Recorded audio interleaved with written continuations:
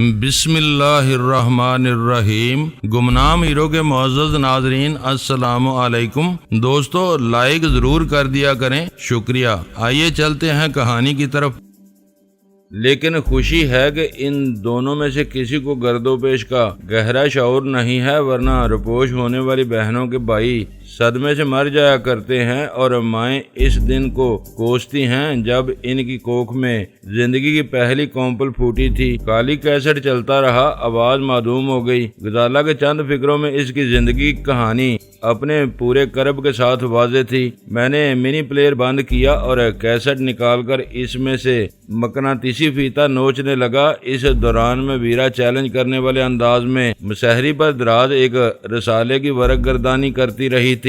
Tape کے ٹکڑے کر کے میں باتھ روم میں گیا اور ان کو دیا سلائی دکھا کر آدھے جلے ٹکڑے کموڈ میں ڈال کر پانی کے تیز بہاؤ میں ضائع کر دیے۔ غزالہ کے آخری فکروں نے میرا ذہن معاف کر کے رکھ دیا تھا اور بس ایک گونج سی باقی رہ گئی تھی۔ کیا وہیں سونے کا ارادہ ہے تمہارا؟ مجھے دوبارہ صوفے پر دراز ہوتے دیکھ کر ویرا خاموش نہ رہ سکی۔ شاید اب میں نہ سو سکوں، میں نے بھاری آواز میں کہا۔ غزالہ کے الفاظ نے میرے دل میں آگ سی لگا دی ہے۔ شاعری کی جائے تو ہر بات کو افسانہ بنایا جا سکتا ہے، بات صرف اتنی ہے کہ وہ اس وقت اپنے گھر میں نہیں ہے اور 2-4 دن میں تمہاری مہربان تحویل میں ہوگی۔ چاہو تو اس وقت تک مجھے غزالہ کا قائم مقام تصور کر سکتے ہو۔ میں قہر بار نظروں سے اسے گھور کر رہ گیا۔ وہ تم سے بہت مختلف ہے ویرا، کبھی اس کے کردار پر غور کرو گی تو خود کو عورت کہتے ہوئے شرم آئے گی۔ قائم مقام تو بہت دور کی بات ہے،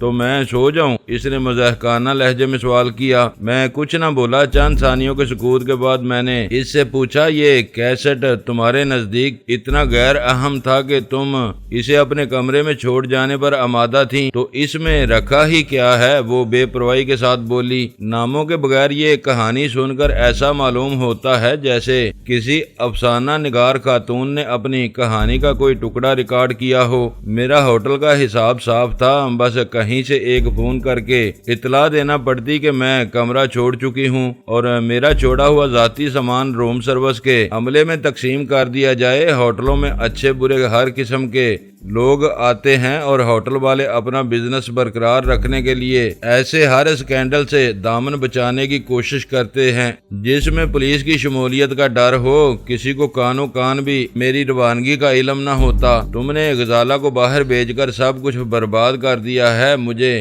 فوراً اس کی طرف نہ جانا ہوتا تو پاکستان میں تنظیم کی جڑیں کاٹنے کا یہ بہترین موقع تھا۔ چن چن کر سارے بڑے صاف کیے جا سکتے تھے۔ دراصل تم خود فریبی کا شکار ہو گئے۔ وہ سنجیدگی کے ساتھ بولی، کیا تم بتا سکتے ہو کہ تمہاری جدوجہد کس کے خلاف ہے؟ تنظیم کے خلاف یا ہیروئن کے؟ دونوں کے۔ میں نے اس کا سوال سمجھنے کی کوشش کرتے ہوئے جواب دیا، ایک کے بغیر دوسرے کا خاتمہ ناممکن ہے۔ تم جو کچھ کر رہے ہو وہ سراسر تنظیم کے خلاف تمہارے اناد کا رد عمل ہے۔ تم اہم کارندوں کو مار مار کر بوڑھے ہو جاؤ گے، لیکن تنظیم کا کچھ نہ بگڑے گا۔ نیا خون تیزی سے اوپر آتا رہے گا۔ سارا کام اسی زور و شور سے چلتا رہے گا کیونکہ تمہارے یہاں ہیروئن کی پیداوار اور مقامی کھپت کے ساتھ ہی زبردست برآمدی مانگ بھی موجود ہے۔ بالفرض تنظیم کا شرازہ بکھر بھی گیا تو اس کی آڑ میں کام کرنے والے دوسرے بے شمار افراد طاقت پکڑ لیں گے۔ چھوٹے چھوٹے گروپ ابھر آئیں گے اور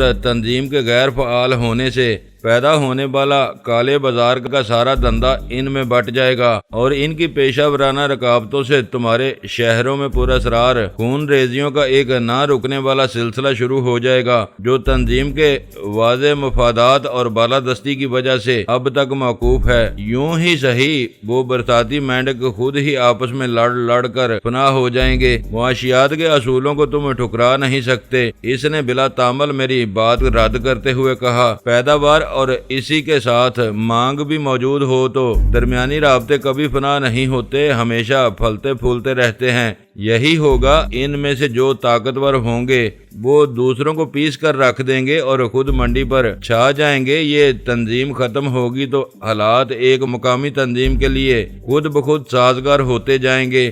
یعنی تمہاری نگاہ میں میری ساری کوششیں بے سود ہیں، ابھی تک مؤثر ہیں، اس لیے کہ تم تنہا کام کر رہے ہو۔ نفری بڑھاتے ہی خود بھی مار لیے جاؤ گے، اور مؤثر بھی اس حد تک ہیں کہ وقتی رکھنا اندازیاں ہوتی ہیں، ورنہ یہاں ہماری کامیابیاں قابل رشک ہیں۔ تم مجھے یہ یقین دلانا چاہ رہی ہو کہ یہاں ہیروئن کی بیخ کنی ناممکن ہے۔ موجودہ حالات میں تو یہی نظر آتا ہے۔ تنظیم کو تم نے شدید نقصانات پہنچائے ہیں، لیکن قانون آج تک ہمارے کسی اہم مہرے پر ہاتھ نہیں ڈال سکا۔ تم خود جانتے ہو کہ ہر انسدادی مہم میں وہی لاوارث اور آوارہ لوگ پکڑے جاتے ہیں جو کسی فوری ضرورت کے تحت 10-20 گرام سستے دام خرید کر مہنگے دام فروخت کرنے کی کوشش کرتے ہیں۔ عملاً تو تمہارا قانون تنظیم کے وجود ہی سے لا علم ہے۔ ہمارے تیسرے درجے کے کارکن بھی قانون کی گرفت سے آزاد رہتے ہیں۔ اس وقت وہ جو کچھ کہہ رہی تھی غیر جذباتی اور منطقی انداز میں ٹھیک ہی تھا۔ قانون کی بھرپور پشت پناہی کے بغیر جرائم کے سدے باب کا تصور نامکمل تھا۔ قوانین میں مؤثر تبدیلیاں لائے اور لا قانونیت کے جزیروں کے خاتمے کے بغیر ہیروئن کی لعنت پر قابو پانا ناممکن تھا۔ انفرادی سطح پر اس کا لین دین کرنے والے 2 ہاتھ قلم کیے جاتے تو 4 نئے پیدا ہو سکتے تھے۔ راجہ سکندر سے وان اوف تک میں نے بہتیرے لوگوں کو موت کے گھاٹ اتارا تھا، اور ہر گندے خون کی بھینٹ دیتے ہوئے یہ امید نظر آئی تھی کہ بس اب تنظیم کی پرشکوہ عمارت ڈھہ جائے گی، لیکن ہر بار مرنے والے کی اوٹ سے کوئی نیا گرجتا بنکارتا نام ابھر آیا تھا، اور میری جان گسل کوششیں طول پکڑ جاتی تھیں۔ معلومات میں بتدریج اضافہ ہوتے ہوتے اب مجھے بھی یہ سلسلہ لامتناہی نظر آ رہا تھا۔ 10-20 کرائے کے مہروں کے جانی اطلاف پر تنظیم کے منصوبہ ساز اپنے کروڑوں ڈالر کے خطیر مالی مفادات سے دستبردار نہیں ہو سکتے تھے۔ اب لے دے کر میری ساری امیدیں لائٹز کاٹیج کی تباہی کے واقعہ سے وابستہ ہو کر رہ گئی تھیں۔ وہاں بھاری جانی نقصان کے ساتھ اسلحہ کے ذخائر بھی تباہ ہوئے تھے، اور دیکھنا یہ تھا کہ اس تباہی کی تفتیش کرنے والے افسران ان ہولناک شواہد کی روشنی میں کیا نتائج اخذ کرتے ہیں۔ کئی ایکڑ پر محیط رقبے پر کھڑی ہوئی عمارات اور ان میں بسے ہوئے انسانوں کی بیک وقت تباہی کے بعد یہ سمجھانے کی کوشش ہی نہیں رہ جاتی تھی کہ وہ سب ایک سازش کے تحت تباہ ہوا تھا۔ آگ، خون اور ملبے کے انبار میں ملنے والے بموں کے ٹکڑے، بارود کی تیز بو اور جلے ہوئے ہتھیاروں کے آہنی ڈھانچے پوری کہانی کو بے نقاب کرنے کے لیے کافی تھے۔ تم یہاں اپنے جنون میں حد سے آگے بڑھ چکے ہو۔ ویرا کہہ رہی تھی، تم نے تنظیم کی ایسی بھیانک مخاصمت مول لی ہے کہ 10 سال بھی رپوش رہ کر منظر عام پر آؤ گے تو مار دیے جاؤ گے۔ تمہارا رنگ و روپ اور خد و خال یورپ میں تمہاری مدد کریں گے۔ میرا تو مخلصانہ مشورہ ہے کہ تم واپسی کا خیال ذہن سے نکال دو اور غزالہ کے ساتھ وہیں کہیں آباد ہو جاؤ۔ تم دونوں کو تمہارا من پسند شہریت میری طرف سے تمہاری یکجائی کا انعام ہوگی۔ اس کا پورا گھرانہ یہاں آباد ہے، میں نے کہنا چاہا، لیکن ویرا نے میری بات کاٹ دی۔ سب کو لے جاؤ، سارے اخراجات میں برداشت کروں گی۔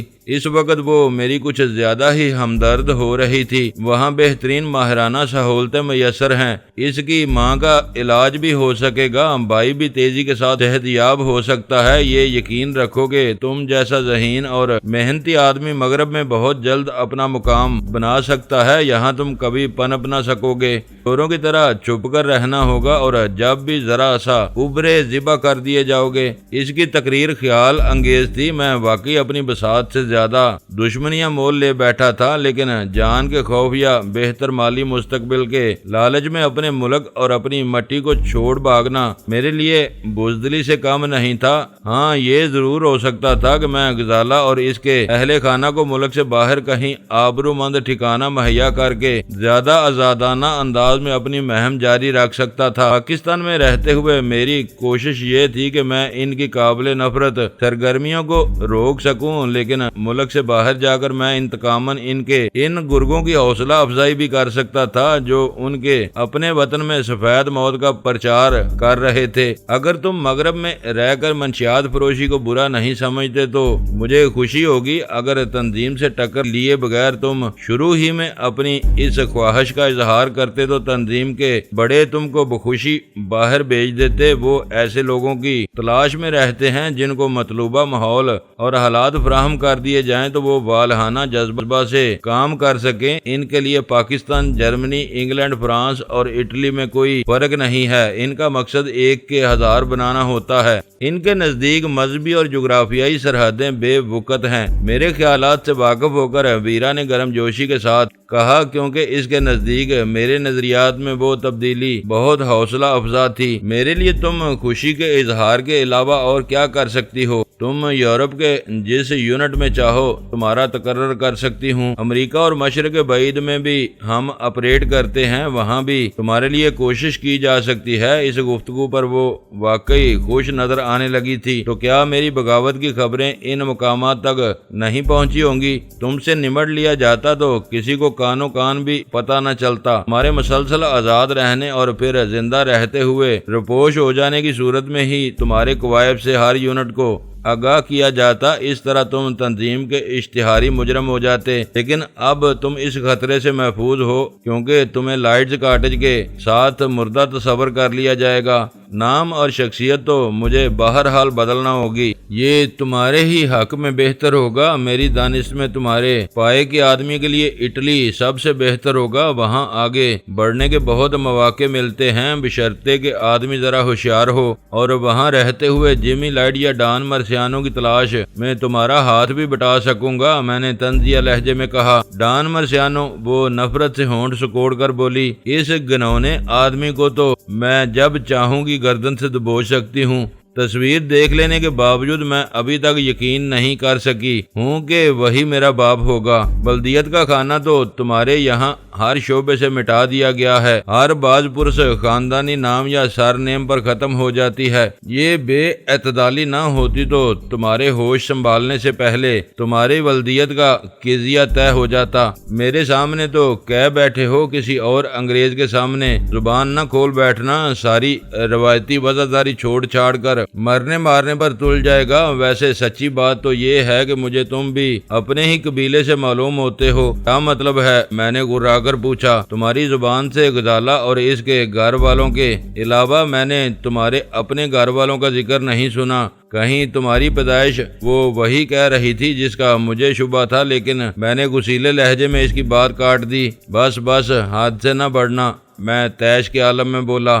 ایسے قبیلے تمہاری طرف دندناتے پھرتے ہیں، یہاں لاکھوں میں ایک بھی تمہیں مشکل سے ملے گا۔ مجھے تو تمہاری تنظیم نے اس قابل ہی نہیں چھوڑا کہ میں اپنے گھر والوں سے تعلق برقرار رکھ سکوں۔ وہ الفاظ ادا کرتے ہوئے میرے دل میں کسک سی اٹھی تھی۔ میرے باپ بہت شفیق و مہربان تھے، لیکن مجبوروں اور مظلوموں سے رشوت ستانی کی بری عادت گن کی طرح ان کی ساری خوبیوں کے اثرات کو چاٹ گئی۔ ان کے سائے سے بچپن میں محروم ہوا، پھر خانہ بدوشی کے عالم میں سگی ماں نے داغ مفارقت دیا، سوتیلی ماں زندہ جلا دی گئی، ایک سوتیلا بھائی مارا گیا، دوسرا لاپتہ تھا۔ یہ حقیقت تھی کہ بھرا پورا گھر یوں اجڑا تھا کہ اب میں تنہا رہ گیا تھا، اور ویرا جیسی آبرو باختہ عورت کو بھی میری بنیاد پر وار کرنے کا موقع مل گیا تھا، جو شروع ہی سے ٹیڑھی تھی، کیونکہ میرا خمیر رشوت کی بے اندازہ آمدنی سے اٹھا تھا، اور بدی کے بیج بو کر نیکی کی فصل کبھی نہیں کاٹی جاتی۔ ہم دونوں نے اپنے اپنے ٹکٹ ایک دوسرے سے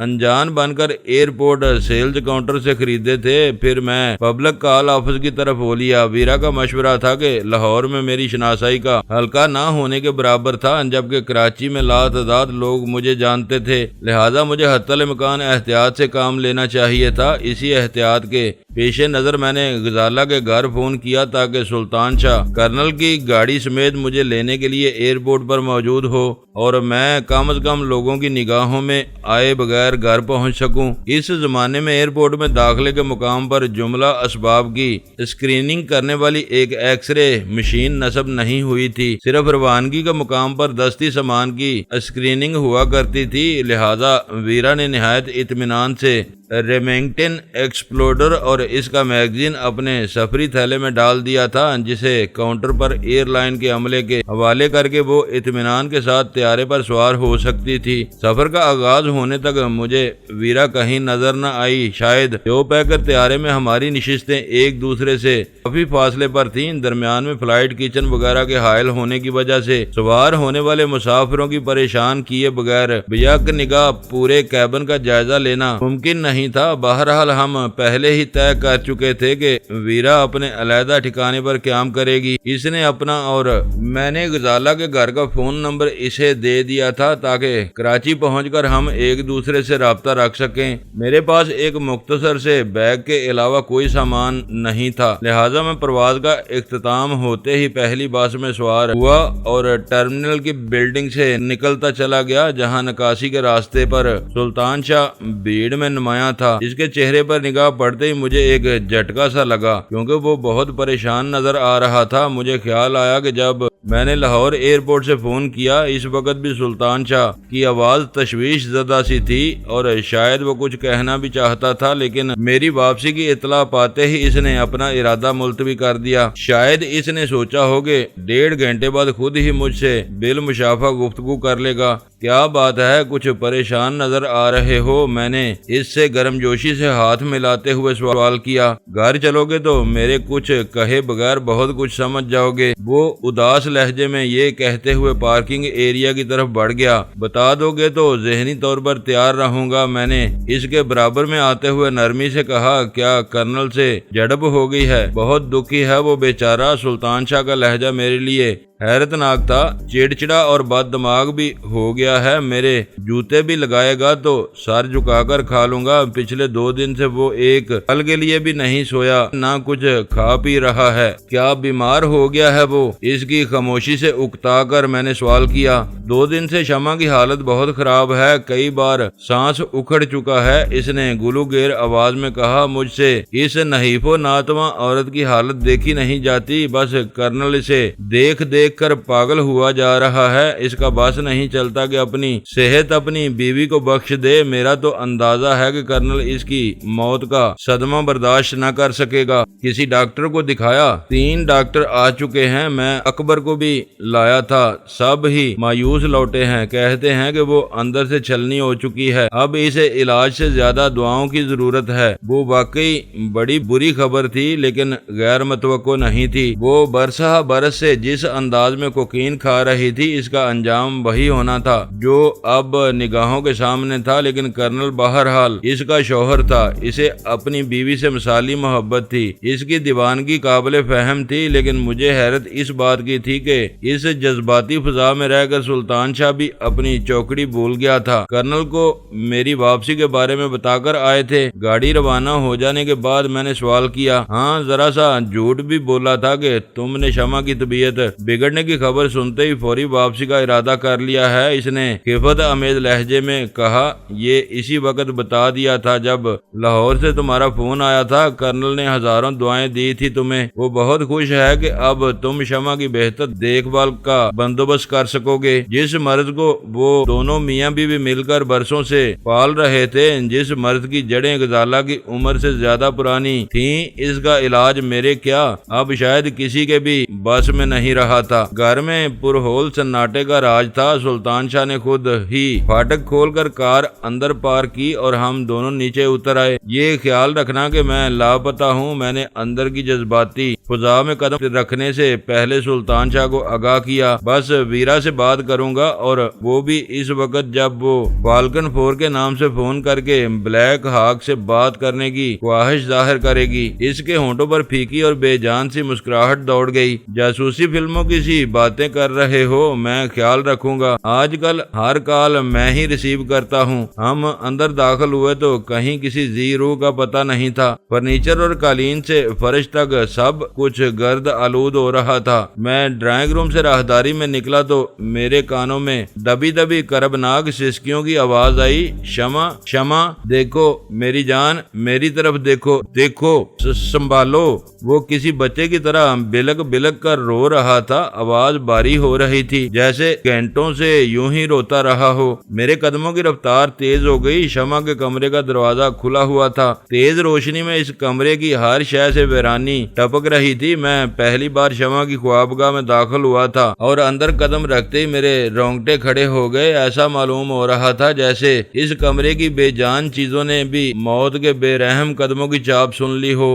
لاہور میں پچھلی رات میں نے ہولناک کشت و خون میں گزاری تھی۔ متعدد انسانوں کو اپنے ہاتھوں موت کے گھاٹ اتارا تھا، لیکن شمع کی خوابگاہ میں مجھے اندازہ ہو رہا تھا کہ غصے، جنون، انتقام اور اشتعال کے عالم میں ان گنت انسانوں کو قلیل سی مدت میں موت کے گھاٹ اتار دینا بہت آسان تھا، لیکن بستر پر طبی عمر کو پہنچ کر مرتے ہوئے ایک انسان کی بدلتی ہوئی کیفیات کا مشاہدہ کرنا دل گردے کا کام تھا، جو ہر ایک کے بس سے باہر تھا۔ لیکن لوگ پھر بھی اپنے پیاروں کو اپنی گود میں لے کر ملک الموت کے حوالے کرتے ہیں۔ شمع کی دودھیا رنگت اس وقت ہلدی کی طرح زرد پڑی ہوئی تھی، تیکھے خدوخال موت کے پسینوں میں ڈوبے ہوئے تھے، آنکھیں بند تھیں، مگر پپوٹوں کے نیچے پتلیاں گردش کر رہی تھیں۔ سانس رک رک کر آ رہا تھا۔ ہر بار جب وہ شدید کوشش کے ساتھ سانس اندر لیتی تو اس کا جسم کمان بن جاتا تھا، پشت بستر سے کئی انچ اوپر اٹھ جاتی، اور جب وہ سانس خارج کرتی تو اس کا بدن بے جان ہو کر کسی لاش کی طرح پھر بستر پر گر جاتا۔ کرنل اذیت اور بے بسی کے عالم میں شمع کو دیکھ دیکھ کر روئے جا رہا تھا۔ وہ دیوانہ وار کبھی اس کے استخوانی ہاتھوں کو چوم رہا تھا اور کبھی اس کی پیشانی اور رخساروں پر ہاتھ پھیر رہا تھا۔ میرے قدموں کی آہٹ پاتے ہی وہ کسی وحشی درندے کی طرح بڑکا تھا، اور مجھ پر نگاہ پڑتے ہی اس کی گیریاں آنکھوں میں امیدوں کے چراغ سے جل اٹھے۔ وہ اپنی جگہ سے اٹھ کر والہانہ انداز میں مجھ سے لپٹ گیا۔ وہ بین کرتے ہوئے رو رہا تھا اور میں اسے بینچ بینچ کر دلاسا دے رہا تھا، مگر میری نگاہیں شمع پر مرکوز تھیں۔ سلطان شاہ اس کے سرانے پہنچ گیا تھا۔ شمع نے اس کربناک انداز میں کئی گہرے گہرے سانس لیے، پھر اس کا بدن ساکت ہو گیا، لیکن اس کے سینے پر پڑی ہوئی چادر کے زیرو بم سے اندازہ ہو رہا تھا کہ سانس کی لڑی ابھی قائم تھی۔ مجھے حیرت تھی کہ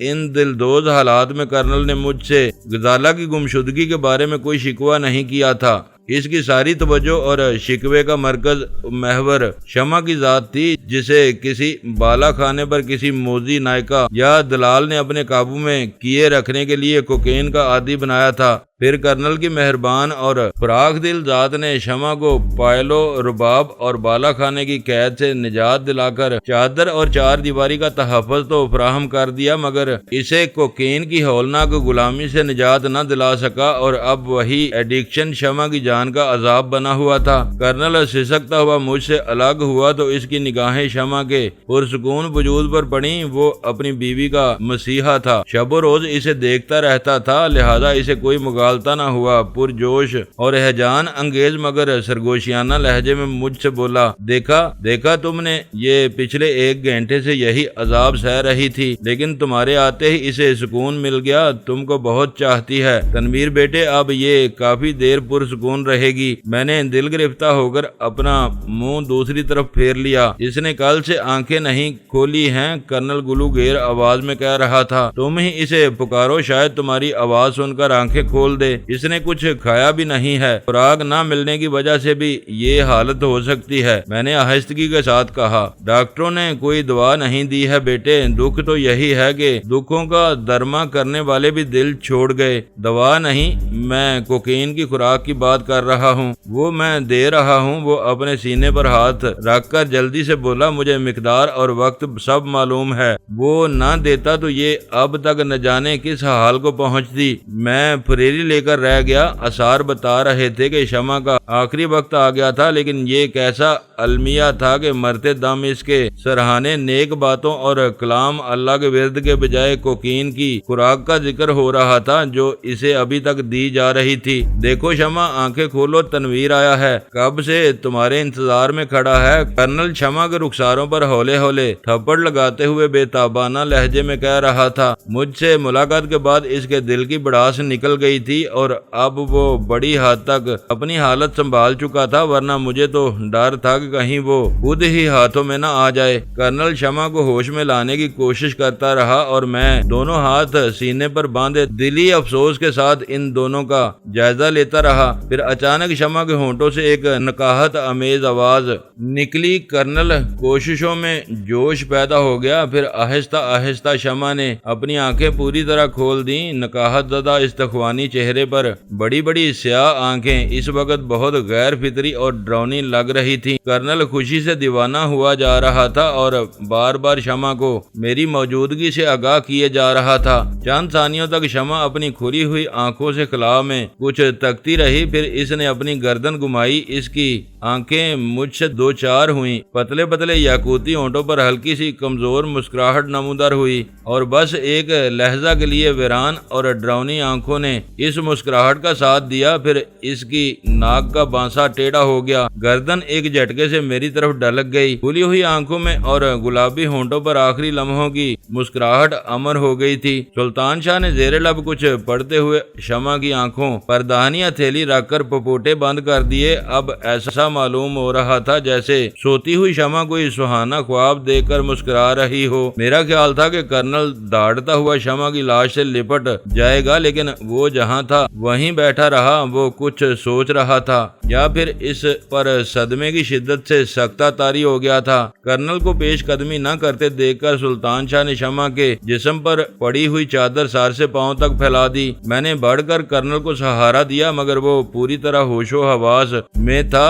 میری مدد لیے بغیر سیدھا کھڑا ہوا، پھر کسی بھی قسم کے جذبات سے آری نگاہوں سے مجھے گھورنے لگا۔ وہ خاموش تھا، لیکن اس کے عجیب انداز پر میں سٹپٹا گیا۔ میں نے کھنکار کر تسلی کے روایتی الفاظ ادا کرنے کا ارادہ کیا ہی تھا کہ وہ تیزی سے پلٹا اور خوابگاہ کے ایک گوشے میں رکھی ہوئی چوبی الماری کی طرف مڑ گیا۔ الماری کا پٹ کھول کر چند ثانیوں تک مصروف رہنے کے بعد وہ پلٹا تو میں بونچکا رہ گیا۔ کرنل کے ہاتھ میں میرا دیا ہوا بے آواز پستول دبا ہوا تھا اور اس کا مہیب دانہ میرے سینے کی طرف اٹھا ہوا تھا۔ تم جاؤ، کرنل آہستہ آہستہ میری طرف بڑھتے ہوئے کسی سانپ کی طرح بھنکارا، تم دونوں یہاں سے چلے جاؤ، اپنی موجودگی کی ہر نشانی مٹا کر اتنی دور چلے جاؤ کہ تمہارا سایہ بھی نظر نہ آ سکے۔ مگر کرنل صاحب، ہم نے کیا کیا ہے؟ ہوش میں آئیے، میں تنویر ہوں، آپ کا ہونے والا داماد۔ اس وقت صدمے سے آپ کے اعصاب پر برا اثر پڑا ہے۔ پستول پر سیفٹی کیچ نہیں ہے، انگلی ٹریگر پر سے ہٹا لیں، ورنہ یہ ارادے کے بغیر ذرا سا دباؤ بڑھتے ہی چل سکتا ہے۔ میں ہوش میں ہوں اور سیفٹی کیچ میں نے خود ہٹایا ہے۔ کرنل مجھ سے چند قدم دور رک گیا۔ اس کی آنکھوں میں حیوانی چمک عود کر رہی تھی اور لہجے میں بلا کا اعتماد پیدا ہو گیا تھا۔ میں ریٹائرڈ فوجی ہوں، میں نے 3 جنگوں میں ہزاروں انسانوں کو مرتے دیکھا ہے۔ شمع کی موت میرے لیے اجنبی نہیں تھی، وہ برسوں سے ہر روز مر مر کر جیتی تھی۔ وہ مر گئی اور مجھے قرار آ گیا۔ جب تک وہ سسک رہی تھی میں بھی تڑپ رہا تھا۔ اب میں بالکل نارمل ہوں۔ اب نارمل نہیں ہے کرنل صاحب، میں نے درد مندانہ لہجے میں کہا۔ میں دیکھ رہا تھا کہ سلطان شاہ بے خبری میں کرنل کو دبوچ لینے کی فکر میں تھا، لیکن کرنل پوری طرح چکنا تھا۔ میں نے اپنی بات جاری رکھتے ہوئے کہا، آپ کو ہماری مدد کی ضرورت ہے، ابھی تجہیز و تکفین کا بندوبست بھی کرنا ہے۔ چلے جاؤ لڑکے، وہ ہاتھ جھٹک کر گرایا، بس یہی کافی ہے کہ میں تمہیں زندہ لوٹ جانے کا موقع دے رہا ہوں، ورنہ تم میرے سب سے بڑے مجرم ہو۔ چلے جاؤ، نکلو باہر۔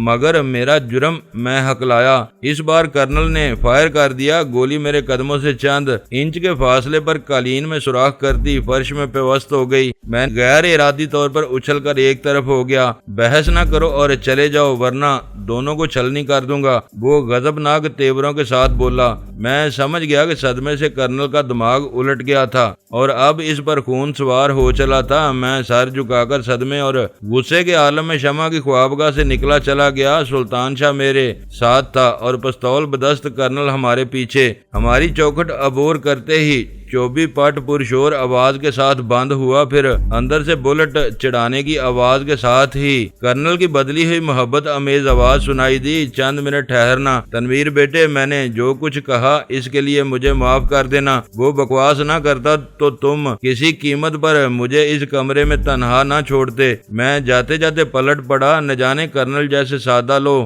آدمی کو کیا ہو گیا تھا کہ مجھے مسلسل ذہنی جھٹکے دیے جا رہا تھا۔ شمع کی موت کے بعد اس کا رویہ اچانک ہی ناقابل فہم اور پراسرار ہو گیا تھا، کبھی مجرم کبھی بیٹا، آخر آپ کیا کہنا چاہتے ہیں؟ میں نے غسیلی آواز میں احتجاج کیا، مگر دوسری طرف سناٹا چھایا رہا۔ چند ثانیوں تک انتظار کے بعد میں نے دروازہ پیٹ ڈالا، لیکن اندر سے کوئی جواب نہ ملا۔ نہ جانے کرنل اندر کیا کر رہا تھا، ایسے روح فرسا تجسس سے تو میں کبھی دو چار نہ ہوا تھا۔ کئی منٹ گزر گئے لیکن اندر کھٹکا تک نہ سنائی دیا۔ میں نے سلطان شاہ کو وہیں رکنے کا اشارہ کیا اور خود پنجوں کے بل دوڑتا ہوا نکاسی کے راستے کی طرف بڑھتا چلا گیا۔ چکر کاٹ کر میں شمع کی خوابگاہ کی لان کی طرف کھلنے والی کھڑکی کے قریب پہنچا تو آہنی گرل اور شفاف شیشوں کے پیچھے ایک عجیب ہی منظر نظر آیا۔ کرنل ایک آرام کرسی پر بیٹھا کاغذ پر جلدی کچھ لکھ رہا تھا۔ چہرے پر مایوسی نے ڈیرے ڈالے ہوئے تھے اور آنکھوں سے آنسو رواں تھے، جنہیں وہ بار بار تولیے سے صاف کرتا جا رہا تھا۔ بے آواز پستول اس کے قدموں میں قالین پر پڑا ہوا تھا۔ اسی کے قریب ایک چھوٹا بریف کیس رکھا ہوا تھا۔ کرنل گرد و پیش سے بے خبر اپنے کام میں منہمک تھا۔ میں نے بے چینی کے ساتھ دوسری دو کھڑکیوں کا جائزہ بھی لے ڈالا، لیکن ہر طرف سے مایوس ہی ہونا پڑا۔ تینوں کھڑکیوں پر مضبوط فولادی گرل لگی ہوئی تھی اور کرنل کو ہوشیار کیے بغیر کھڑکی کی راہ سے اندر داخل ہونا ناممکن تھا۔ میں نے واپس اندر پہنچ کر سلطان شاہ کو شمع کی خوابگاہ کے دروازے سے ذرا دور بلا کر صورتحال سے آگاہ کیا تو وہ بھی کوئی نتیجہ اخذ نہ کر سکا۔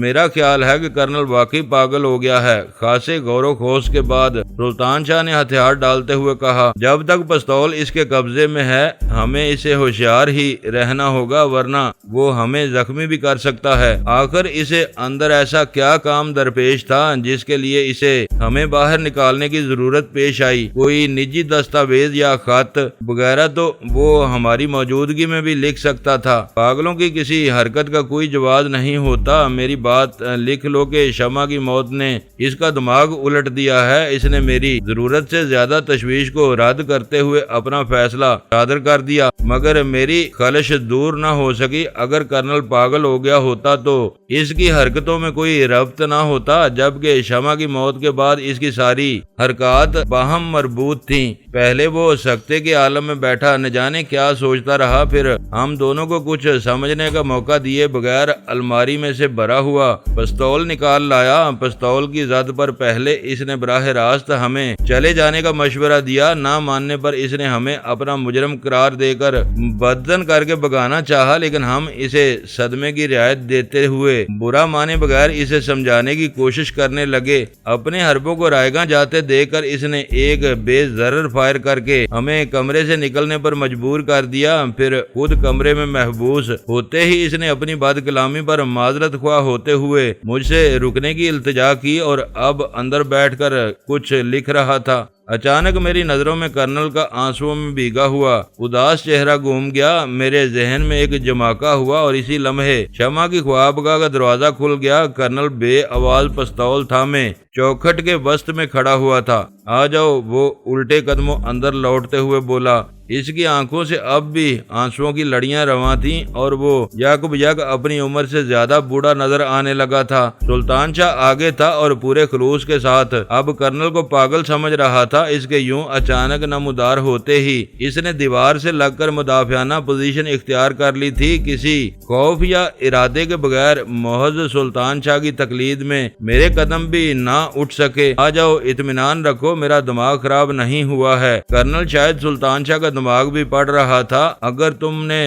مجھ سے الجھنے کی کوشش نہیں کی تو تمہیں کوئی گزند نہیں پہنچاؤں گا۔ میں نے پہل کی اور سلطان شاہ میرے پیچھے ہو لیا۔ ہمارے اندر پہنچنے تک کرنل اسی آرام کرسی کے پیچھے رک چکا تھا جس پر بیٹھا وہ کچھ لکھ رہا تھا۔ بریف کیس بدستور قالین پر پڑا ہوا تھا۔ غزالہ کہاں ہے؟ کرنل نے سپاٹ لہجے میں سوال کیا۔ وہ ایک حریف عورت کی قید میں ہے اور بالکل محفوظ ہے، میں نے مدافعانہ لہجے میں کہنا شروع کیا، لیکن کرنل نے آستین کے گوشے سے اپنی آنکھیں خشک کرتے ہوئے میری بات کاٹ دی۔ بس اتنا کافی ہے کہ وہ زندہ ہے، آج سے وہ میری نہیں تمہاری ذمہ داری ہے، لیکن آپ اس سے مل کر شرمسار نہیں ہوں گے، میں اس کی پارسائی کی قسم کھا سکتا ہوں۔ میں نے دخل اندازی کرتے ہوئے کرنل کے اس بے رحمانہ فیصلے پر احتجاج کیا۔ وہیں رکے رہو سلطان شاہ، کرنل کی آواز گونجی، اور سلطان شاہ جو میری اور کرنل کی محویت سے فائدہ اٹھا کر آہستہ آہستہ آگے سرک رہا تھا، وہیں سون نوکر رہ گیا۔ سلطان شاہ کو ہمیشہ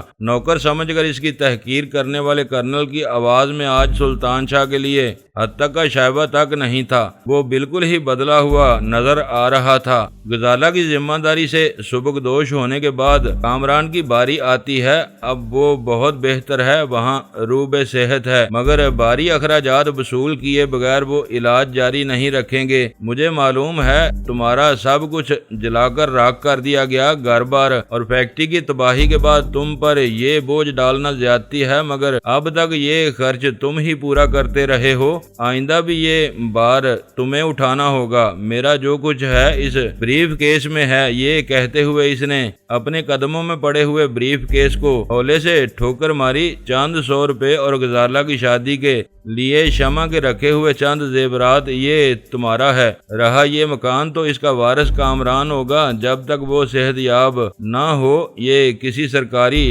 ٹرسٹ کی تحویل میں رہے گا، کیونکہ مجھے علم ہے کہ تمہارے چاروں طرف تمہارے لہو کے پیاسے بکھرے ہوئے ہیں، اور تم اس مکان کی خاطر فی الحال سامنے نہ آ سکو گے، نہ غزالہ سامنے آ سکتی ہے۔ شمع گزر گئی، آج کے بعد تمہاری اور غزالہ کی زندگی میں میرا بھی کوئی دخل نہ ہوگا۔ مگر کیوں؟ آپ کہاں جا رہے ہیں؟ اس کے ہونٹوں پر مزاحمت اور شکست خوردہ مسکراہٹ پھیل گئی۔ شمع کسی شریف گھرانے کی لڑکی تھی، مگر اغوا کر کے بالا خانے پر پہنچا دی گئی۔ شاید غزالہ نے تمہیں نہ بتایا ہو، وہیں شمع کو قابو میں رکھنے کے لیے کوکین کا عادی بنایا گیا۔ پھر اس سے ملاقات کے بعد میں نے ایک بہت بڑا جوا کھیلا، شمع سے شادی کر لی۔ دوستوں اور عزیزوں نے مجھے ٹھکرا دیا، لیکن شمع کی پاک بازی نے مجھے کبھی تنہائی کا احساس نہ ہونے دیا۔ آج اچانک اس کی آواز برا گئی۔ آج میں یہ بازی ہار گیا۔ میں نے ہر بے رخی اور بے اعتنائی خندہ پیشانی سے برداشت کی، مگر شمع نے آنکھیں پھیر کر میری کمر توڑ دی ہے۔ یہ بریف کیس اٹھاؤ اور یہاں سے جتنی دور نکل سکتے ہو نکل جاؤ۔ مگر کیوں؟ میں نے احتجاج کیا۔ یہ مایوسی کی باتیں ہیں، ان حالات میں ہم آپ کو تنہا نہیں چھوڑ سکتے۔ مجھے اب کوئی تنہائی کے ہولناک بھنور سے نہیں نکال سکتا، میں اس میں گردن تک غرق ہو چکا ہوں۔ میں نہیں چاہتا کہ پولیس تمہاری طرف متوجہ ہو۔ اس نے بائیں ہاتھ سے کرسی پر پڑا ہوا کاغذ اٹھایا اور اسے فضا میں لہراتے ہوئے بولا، بس مجھے یہ آخری تحریر لکھنے کے لیے وقت چاہیے تھا جو میں نے حاصل کر لیا۔ اس میں مکان کے بارے میں وصیت بھی ہے اور دوسروں کی بریت کے ساتھ میری ذمہ داری کا اعتراف بھی۔ کرنل کی بات سمجھتے ہی میرے دل پر گھونسا سا لگا اور میں تقریباً چیخ اٹھا، نہیں کرنل، یہ بزدلی ہے، یہ نہیں ہو سکتا۔ سلطان شاہ تقریباً بلکتا ہوا آگے کی طرف جھپٹا، لیکن کرنل نے پستول کی نالی اپنی داہنی کنپٹی پر رکھ لی اور وہ سہم کر جہاں تھا وہیں رک کر رو پڑا۔ نہیں کرنل، یہ نہ کرنا، خدا کے لیے یہ نہ کرنا۔ کرنل کے لبوں پر غمناک مسکراہٹ ابھری، پھر ہلکی سی آواز کے ساتھ اس کی کنپٹی میں گھسنے والی گولی دوسری طرف سے بھیجا اور کنپٹی پھاڑتی ہوئی نکل گئی۔ شہ زور بدن قالین پر لمحے بھر کے لیے تڑپا اور ساکت ہو گیا۔ کوکین کے ایڈکشن نے ایک بڑے گھر کو محیب افرید کی طرح نگل لیا تھا، جبکہ وہ ہیروین سے کہیں کم خطرناک اور ہلاکت خیز تھی۔ میری نگاہوں کے سامنے صرف ایک گھرانہ برباد ہوا تھا۔ ان کی تباہی کو میں نے دو بدو دیکھا تھا، لیکن میرے ذہن میں ویرا لائٹ کی کہی ہوئی باتیں گونج رہی تھیں جو ندائے مرگ سے ہرگز کم نہیں تھیں۔ منشیات کی لہر بڑھتے بڑھتے سیلابی اور پھر طوفانی رخ اختیار کر رہی تھی۔ ہیروین کی فروخت اور تقسیم کے پردہ نشین ذمہ داروں نے اپنے نچلے اور درمیانی درجے کے کارکنوں کے لیے اپنے گنونے کاروبار کی ترویج اور بقا کو انا کا مسئلہ بنا دیا تھا۔ وہ اس کاروبار کو اپنا حق اور اس کا تحفظ اپنا فرض سمجھتے تھے، اور یہ طوفان پہاڑوں سے نکل کر شہروں اور میدانوں کی طرف بڑھ رہا تھا۔ اس کے تیور بتا رہے تھے کہ یہ مہیب طوفان اپنے ریلے میں پوری نئی نسل کو خسو خاشاک کی طرح بہا لے جائے گا، اور اگر کسی نے اس بڑھتے ہوئے طوفان کے آگے باندھنے کی جسارت کی تو وہ ناقابل تصور قہر و غضب کو دعوت دے گا۔ اس طوفان کو اپنا حق اور اس کی پرورش کو اپنا فرض تصور کرنے والے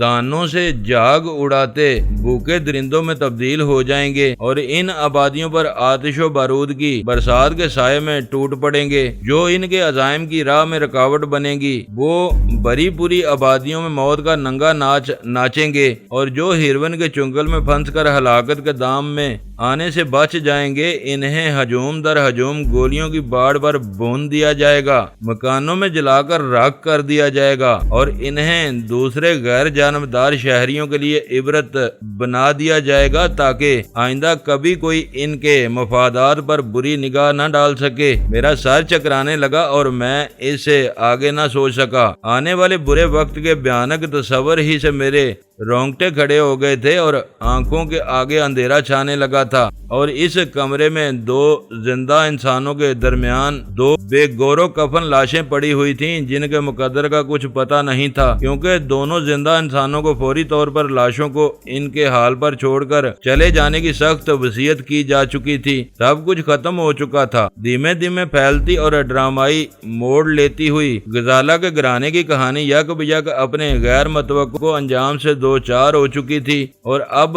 وہاں کچھ بھی باقی نہیں رہ گیا تھا۔ شمع کی زندگی کی ٹمٹماتی ہوئی روشنی کو نشے کی عادت کے بھیانک سائے نگل چکے تھے، اور کرنل میں شاید اب زندگی کے کٹھن راستوں پر تنہا چلنے کی سکت نہیں رہی تھی۔ اس نے اپنی کھوپڑی میں گولی مار کر موت کی اندھی اور بے رحم وادیوں میں اپنی پیاری شمع کی ملول روح کے تعاقب میں چلے جانے کا اندوہناک فیصلہ کر لیا تھا۔ کامران اس سانحے سے بے خبر، بلکہ شاید بڑی حد تک اپنی ذات سے بھی بے خبر، اسپتال میں زیر علاج تھا، اور غزالہ سمندر پار ہزاروں میل دور اس لمحے کی منتظر تھی جب اسے قید سے اپنے گھر واپس لوٹنے کی اجازت ملتی، لیکن اب اس گھر میں اس کا استقبال اور انتظار کرنے والا کوئی باقی نہیں تھا۔ گھر کے دیواروں بام پر بس موت ہی موت کے سائے لرزاں تھے۔ میں نے بڑھ کر احتیاط سے اس کاغذ کا جائزہ لیا جسے کرنل نے خودکشی سے پہلے فضا میں لہرایا تھا، پھر وہ اس کے ہاتھ سے چھوٹ گیا تھا۔ کاغذ میں وہی کچھ لکھا تھا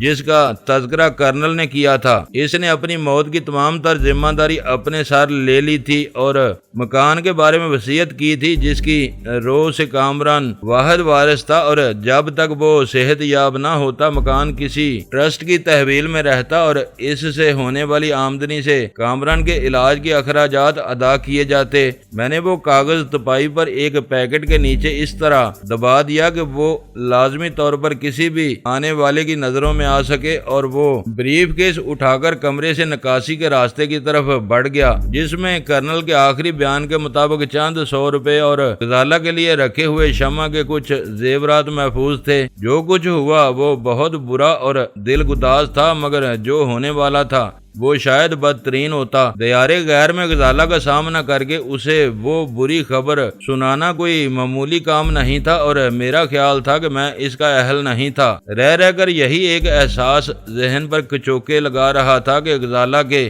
باپ کی موت میں میرا بھی دخل تھا۔ غزالہ کو ویرا نے محض اس لیے اغوا کر کے ملک سے باہر منتقل کیا تھا کہ مجھے اپنے اشاروں پر چلنے پر مجبور کر سکے۔ اگر غزالہ سے میرا کوئی تعلق نہ ہوتا تو نہ وہ اغوا ہوئی ہوتی اور نہ شمع کی موت پر کرنل یکا یک تنہائی اور مایوسی کا شکار ہوتا۔ بیٹی کا دلاسا اس کے لیے بہت مضبوط سہارا ہوتا، اور شاید وہ بیٹی ہی کے لیے زندہ رہنے کا فیصلہ کر لیتا۔ منہ اندھیرے کراچی پہنچنے والی نائٹ کوچ سے سفر کا بس یہی ایک فائدہ ہوا تھا کہ میں شمع کے مرنے سے پہلے وہاں پہنچ گیا تھا، اور اب دوسرا فائدہ یہ نظر آ رہا تھا کہ سڑکوں پر ٹریفک کی گہما گہمی شروع ہونے سے پہلے میں وہاں سے کسی دوسرے ٹھکانے پر منتقل ہو سکتا تھا، لیکن نیا ٹھکانہ کون سا ہو سکتا تھا؟ صورتحال تیزی سے بدلی تھی اور ویرا سے میرا رابطہ برقرار رہنا ضروری تھا، جبکہ اسے میں نے غزالہ کے گھر کا فون نمبر دیا ہوا تھا، لہذا وہاں سے روانہ ہونے سے پہلے میں نے اس سے بات کرنے کا فیصلہ کر لیا۔ بلیک ہاک اسپیکنگ سلسلہ مل جانے پر دوسری طرف سے ایک بوجھل نسوانی آواز سن کر میں نے ٹھہرے ہوئے لہجے میں کہا، میں فالکن 4 سے بات کرنا چاہتا ہوں۔ بہت بہت بے صبرے ہو۔ آواز فوراً ہی بدل گئی، شاید ریسیور اٹھا کر ویرا خود ہی بدلی ہوئی آواز میں بولی تھی۔ اب کیا مصیبت آ گئی ہے؟ مصیبت ہی آ گئی ہے، میں نے اس کے لہجے کی شوخی کا اثر لیے بغیر سنجیدگی سے کہا۔ اس گھر میں اب کوئی نہیں رہا۔ غزالہ کی ماں میرے سامنے مر گئی اور اس کے باپ نے خودکشی کر لی۔ شہر میں اب میری نگاہوں میں کوئی ٹھکانہ باقی نہیں رہا۔ اس کے استفسار پر میں نے مختصر الفاظ میں پوری کہانی بلا کم و کاست دہرا دی۔ تو اب تم لاشوں کو یوں ہی چھوڑ کر نکل بھاگنے کے چکر میں ہو، تبھی یہاں بیٹھے بھی تو نہیں رہ سکتے، میں نے بے چارگی کے ساتھ کہا۔ پھر کرنل کی خواہش بھی یہی تھی۔ خودکشی بے آواز پستول سے کی گئی ہے، اگر فائر کن پٹی پر ہی کیا تھا تو شاید بیچارہ چیخ بھی نہ سکا ہوگا۔ باہر کسی کو معلوم نہیں ہوا ہوگا کہ اندر کیا بیتی ہے۔ ذرا سکون سے کام لو، اپنوں کی لاشیں یوں بے گور و کفن چھوڑ کر نہیں بھاگا کرتے۔ میں سر جھٹک کر رہ گیا۔ وہ معقول بات کہہ رہی تھی۔ اس علاقے میں مکانات بڑے اور ایک دوسرے سے اس قدر الگ تھلگ واقع تھے کہ لاشیں گل سڑ کر فنا بھی ہو جاتی تو کسی کو وقوع کا علم نہیں ہوتا۔ لے دے کر دودھ یا اخبار لانے والے ہی کوئی شبہ ہو سکتا تھا، اور وہ بھی اس وقت جب روش پر کئی پرانے اخبار جوں کہ تم پڑے نظر آ جاتے یا دودھ لانے والا تجسس پر تل جاتا۔ کسی رفاہی ادارے کو متوجہ کیے بغیر وہاں سے نہ جانا۔ آج کل باہر کے اخبارات میں بھی تمہارے کسی عیدی ٹرسٹ کا بڑا چرچا ہوتا رہتا ہے، وہی لوگ سب دیکھ بھال کر لیں گے، وہ کہہ رہی تھی۔ معاملہ الجھ جائے گا، میں نے قدرے توقف کے بعد کہا۔ پولیس تیسرے نام آتے ہی اس واقعے کو قتل قرار دے ڈالے گی، جیسے ہوشیاری کے ساتھ خودکشی میں بدلنے کی کوشش کی گئی ہو۔ دینے دو، جانے والے جان سے گئے، اب پولیس جو چاہے کرتی پھرے، لڑکا ذہنی مریض ہے، اس کا کیا بگڑے گا؟ ریسیور میں اس کی آواز ابری اور مجھے خوشی ہوئی کہ وہ سنگ دل اور شفاق قاتلہ بھی اپنے دل میں کچھ نرم گوشے رکھتی تھی۔ یا پھر ایسا کرو کہ کرنل بن کر ہی فون کر دو اور وہاں سے نکل جاؤ۔ خودکشی کا ارادہ ظاہر کر کے تدفین کی درخواست بآسانی کر سکتے ہو۔ تازہ واقعہ ہے، چند منٹ کے اس فرق پر کوئی ماہر ترین سرجن بھی روشنی نہ ڈال سکے گا۔ تمہاری بات معقول ہے، لیکن نیا ٹھکانہ ہم مختصر سی آواز کے بعد لائن پر طویل سکوت چھا گیا۔ تمہاری طرف ہی نہ آ جاؤں؟ میں نے سوال کیا۔ ایسا بھول کر بھی نہ کرنا۔ وہ فوراً ہی بول پڑی، میرے نزدیک تمہارا سایہ بھی نظر نہ آنا چاہیے، اس طرح تم ناقابل تصور دشواریاں مول لے بیٹھو گے۔ میری بہتری مصروفیات ہیں اور تنظیم کے کئی خیر خواہ میرے پاس آتے جاتے رہتے ہیں۔ اوہ، تو یہاں جہانگیر کے علاوہ بھی کچھ اہم لوگ ہیں جو تم کو جانتے ہیں۔ اس کی ہلکی سی ہنسی سنائی دی۔ جہانگیر بیچارہ تو کسی گنتی ہی میں نہیں ہے، دوسرے بھی شاید میری اصل حیثیت سے واقف نہیں ہیں، بس اتنا جانتے ہیں کہ میں کچھ محدود معاملات میں پوری طرح خود مختاری کے ساتھ تنظیم کی نمائندگی کرتی ہوں۔ وہ کون لوگ ہیں؟ ان کے وجود سے تو میں بھی لا علم رہا ہوں۔ لمحاتی طور پر میں اس کی باتوں کی روانی میں بہ گیا۔ وہ جرائم کی دنیا سے باہر کے نیک نام لوگ ہیں، مقامیوں کے معاملے میں تمہارے حکام مجھ سے آسانی سے رام ہو جاتے ہیں۔ یہ سارا کام محض اتفاقات کے سہارے نہیں چل رہا، بڑے بارسوخ لوگ ہمارے پشت پناہ ہیں جنہیں ان کی چشم پوشی کی باقاعدہ قیمت ادا کی جاتی ہے۔ تمہارا ایک پرانا افسر تو بس سال 6 مہینے میں 2-4 دن میری ہم نشینی کو ہی بہت بڑا اعزاز سمجھتا ہے، اور کوئی رشوت لیے بغیر ہمیں کروڑوں کا فائدہ پہنچا چکا ہے۔ اوہ، یہ میں کیا کہانی لے بیٹھی؟ تم ٹھکانے کی بات کر رہے تھے۔ میں بھی چونک کر رہ گیا۔ شاید ان بوجھل اور اعصاب شکن حالات میں لاشعوری طور پر ذہنی فرار کا متلاشی تھا، جس کا موقع خود ویرا نے اپنی گفتگو میں فراہم کیا، اور میں موضوع سے بھٹک گیا۔ پھر میرے ذہن میں جہانگیر کے گھر کے علاوہ کوئی جگہ محفوظ نہیں ہو سکتی، ہر جگہ کسی نہ کسی شناسا کے ملنے کا دھڑکا لگا رہے گا۔ میں نے ایک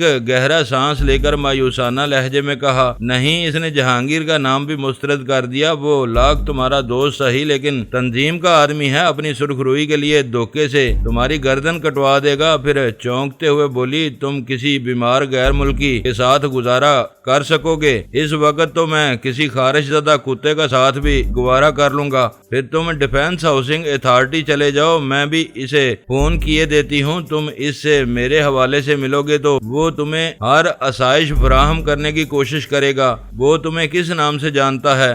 ویرا لائٹ کے اصل نام سے۔ وہ میری زندگی میں پہلا اور شاید آخری مرد ہے جس کا رویہ میرے ساتھ ہر وقت مربیانہ رہا ہے، ورنہ 8 سے 80 سال کی عمر تک کا ہر مرد پہلی ہی ملاقات میں مجھ پر عاشق ہونے پر تل جاتا ہے۔ یہ خوش فہمی ہے تمہاری، سراپا عورت بننے کے بعد جنس مخالف سے سرد مہری کی امید، پٹرول سے آگ بجھانے کی کوشش ہی کہی جا سکتی ہے۔ ویسے یہ بھی بتا ڈالو کہ اس سے مجھے کس حیثیت میں ملنا ہے؟ بھٹکتے بھٹکتے میں نے ایک مرتبہ پھر گفتگو کو صحیح رخ پر ڈال دیا۔ بس میرے دوست ہو، اس سے آگے وہ کچھ نہ پوچھے گا۔ بہت نرم خو اور ملنسار آدمی ہے۔ پھر اس نے پتہ بتا ڈالا۔ میرے ساتھ ایک دوست بھی ہے، میں نے کہا۔ اسے کہاں گلے میں لٹکائے پھرو گے؟ اس کی چڑچڑی آواز سنائی دی۔ خطرہ تمہارے لیے ہے، وہ جہاں چاہے رہ سکتا ہے، کراچی میں ہوٹلوں کی کمی تو نہیں ہے۔ میں نے کون اکھیوں سے سلطان شاہ کی طرف دیکھا جو کمرے کے ایک دور افتادہ گوشے میں دیوار کی طرف منہ کیے کھڑا تھا۔ اس کا بدن یوں ہل رہا تھا جیسے وہ کوئی آواز پیدا کیے بغیر اندر ہی اندر رو رہا ہو۔ اس کا میرے ساتھ رہنا ضروری ہے،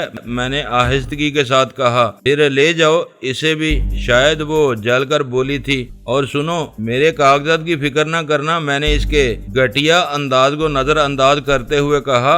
سفری دستاویزات کا بندوبست میں خود کر لوں گا، تم چاہو تو 1-2 روز میں روانگی کا پروگرام طے کر سکتی ہو۔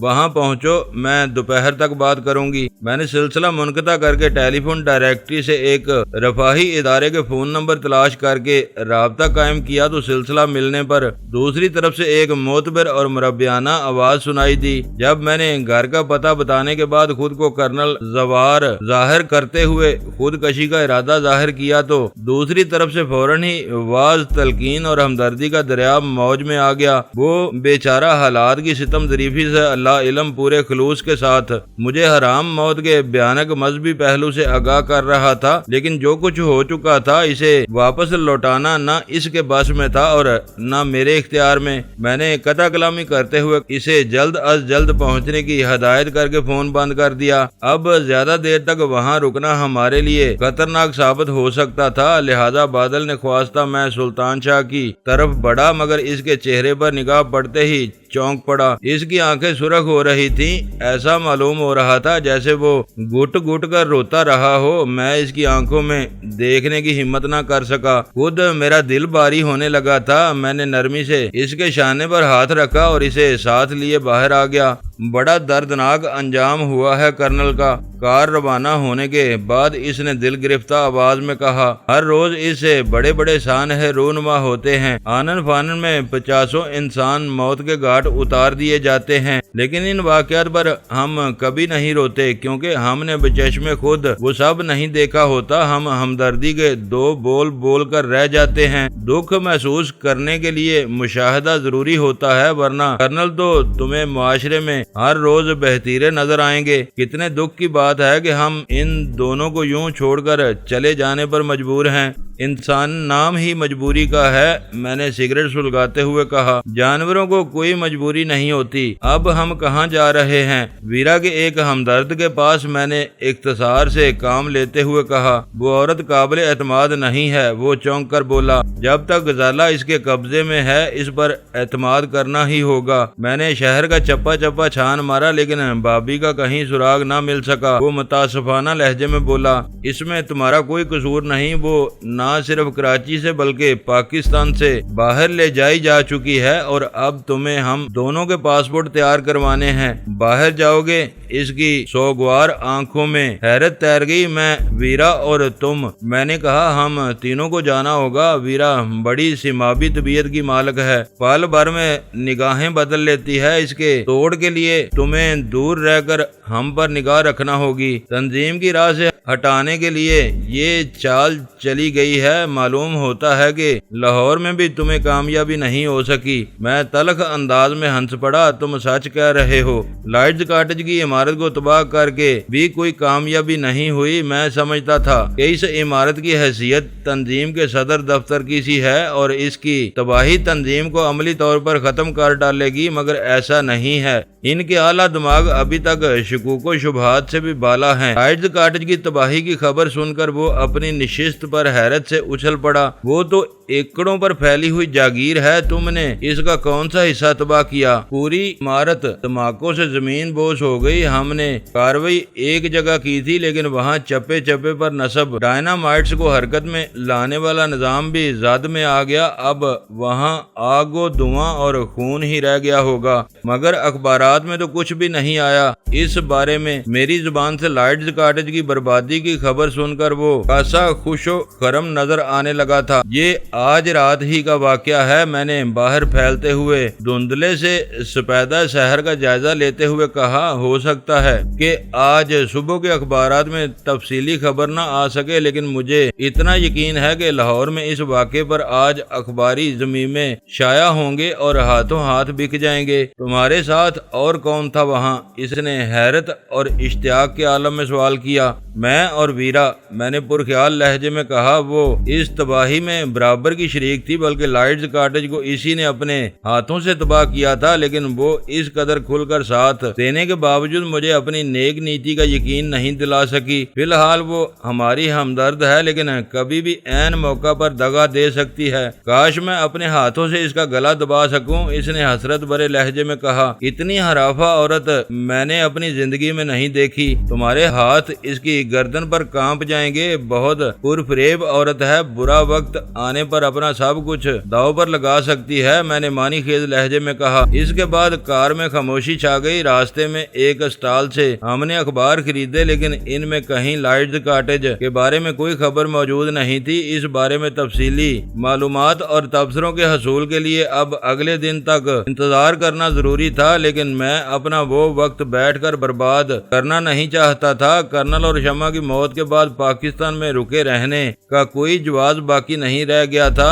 نہ میرا کوئی عزیز زندہ تھا، نہ ہی غزالہ کے کنبے میں زیر علاج کامران کے علاوہ کوئی رہا تھا۔ کامران اسپتال میں تھا، جہاں اس کی بہترین دیکھ بھال کی جا رہی تھی۔ پھر کرنل کی وصیت کی بنا پر اس کی لاش دریافت ہوتے ہی کامران کی ذات پولیس اور دوسرے تفتیشی اداروں کے حکام کی توجہ کا مرکز بن جاتی، لہذا اس کا رخ کرنا اپنے لیے دشواریاں کھڑی کرنے کے مترادف ہوتا۔ ان حالات کی بنا پر اب یہی لازمی نظر آ رہا تھا کہ فوری طور پر تیاری مکمل کر کے انگلینڈ کا رخ کیا جائے، جہاں غزالہ اجنبیوں کے درمیان شاید کڑی نگرانی میں اپنے دن گزار رہی تھی۔ مجھے خیال آیا ویرا نے مجھے غزالہ کے ساتھ یورپ یا انگلینڈ میں کہیں مستقل قیام کرنے کا مشورہ دیا تھا، جسے میں نے محض اس بنا پر ٹھکرا دیا کہ غزالہ کا پورا گھرانہ پاکستان میں مقیم تھا۔ شاید قدرت کو میرا وہ عذر پسند نہیں آیا تھا۔ اس کے ماں باپ یوں آنن فانن میں چٹ پٹ ہوئے تھے کہ غزالہ عملاً تنہا رہ گئی تھی۔ اس گاڑی کا کیا کرو گے؟ سلطان شاہ کے سوال نے مجھے چونکا دیا۔ کیا کروں گا؟ میں نے کچھ نہ سمجھنے والے انداز میں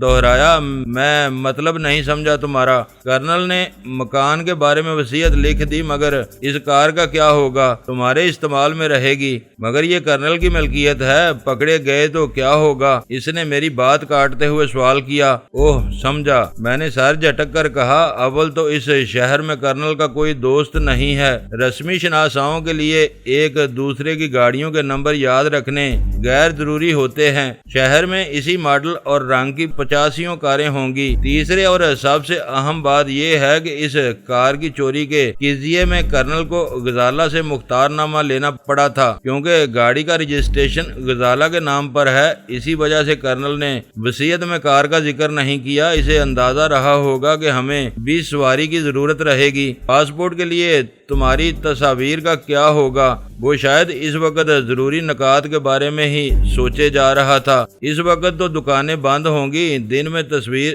بنوا لوں گا۔ نہیں، وہ فیصلہ کن لہجے میں بولا۔